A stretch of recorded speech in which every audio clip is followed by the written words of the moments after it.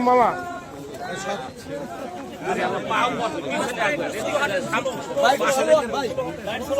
লাইভে যাইবে তো একটা চলো লাইভে পরে আগে ভাই ওখানে বাইরে না একটু বাইরে নেও আর সামনে দিয়ে সরো মোবাইলের সাথে সাথে এদিকে তাকান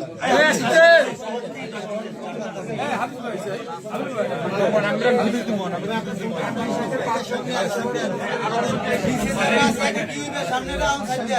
একবার সামনে ভাই আপনারা বাইরে না এই পিছে আসেন ভাই একটু ভিসি তো ভি ভাই ভি ভাই ভি ওকে